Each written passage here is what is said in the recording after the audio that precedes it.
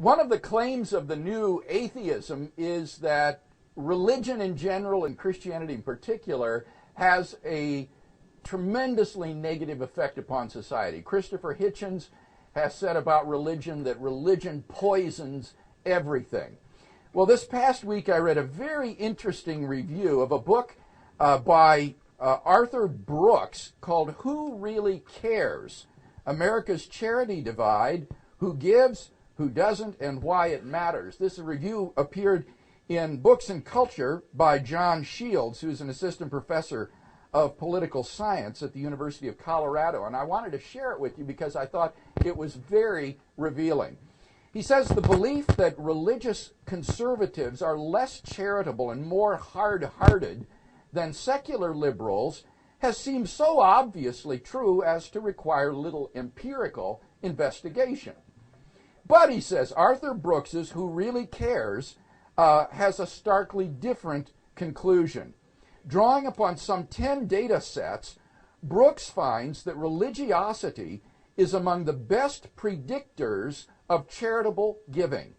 Religious Americans are not only much more likely to give money and volunteer their time to religious and secular institutions, they are also more likely to provide aid to family members, return incorrect change, help a homeless person, and donate blood. In fact, despite expecting to find just the opposite, Brooks concluded, quote, "I have never found a measurable way in which secularists are more charitable than religious people," end quote. He says, consider some examples. Religious citizens who make $49,000 a year gave away about 3.5 times as much money as secular citizens with the same income. They also volunteered twice as often, are 57% more likely to help homeless persons, and 2/3 more likely to give blood at their workplace. He says, yet even these findings tend to obscure the impact of religion upon charity. Even this isn't the full story. He says this is because some of the survey respondents that Brooks classified as secular are indirectly affected by religion if they were raised in a religious household.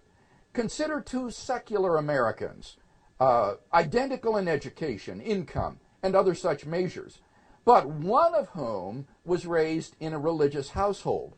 The secular citizen with a religious upbringing is nearly twice as likely to give to charity.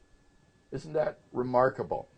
He says because religious and secular citizens tend to cluster in different communities, some parts of the country are more charitable than others. For instance, Arkansas, where citizens give away some 3.9% of their income, is among the most charitable states, while Massachusetts, where citizens give away 1.8% of their income, is one of the least charitable.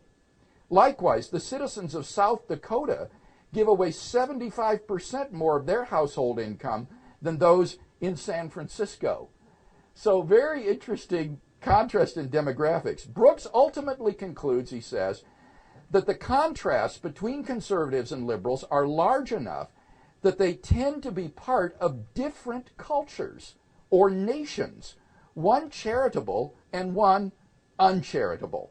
In the uncharitable nation reside some 75 million Americans who never donate their money and 130 million who never volunteer their time. Meanwhile, Americans who give both time and money tend to give a lot of both. Thus, Brooks concludes that there is a, quote, very bright line between what he calls charitable America and selfish America.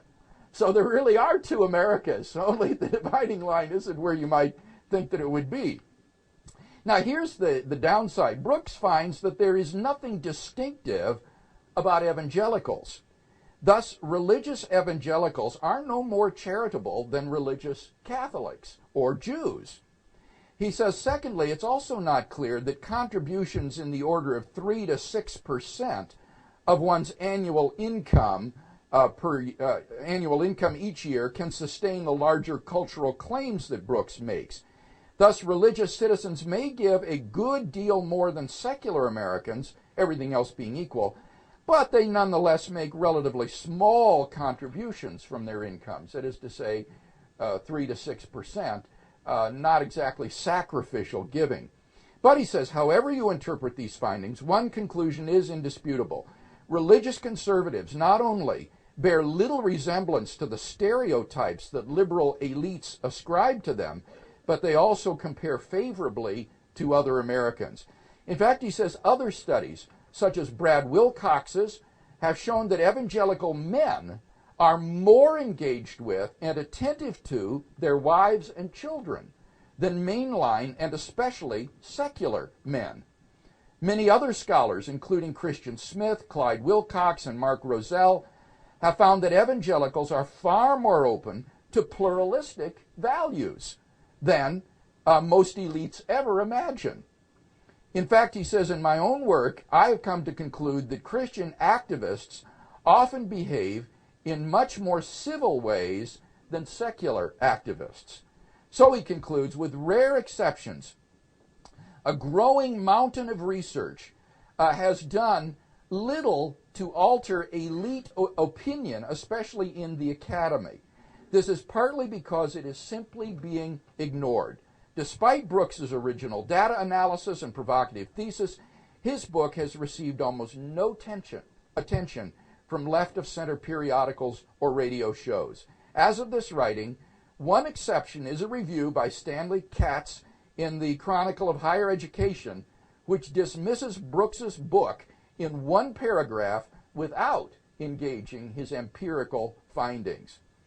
Of course, he says, dogmas are often immune to empirical research, but if secular elites continue to cling to their stereotypes of evangelicals and ignore social science, then they will embrace the very intolerance and anti-intellectualism that they accuse religious believers of possessing.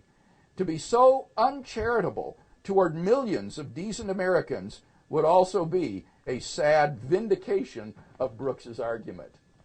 So I thought that was just a remarkable study. There's a mountain, apparently, of empirical evidence that religious belief contributes to generosity, civility, care for the family, and so forth, but this is largely being ignored by the secular elites because they're just impervious to the evidence.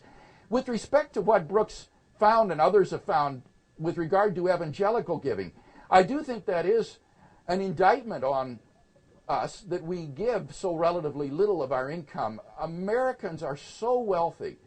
I would challenge you that we ought, many of us, to be thinking about giving 25% or 30% of our income away to the Lord's work and charitable giving. We could live on much, much less than we do by adopting simpler lifestyles. So let that be a challenge to us as well, to really lay up treasures in heaven rather than treasures on earth, and to serve the Lord with our substance.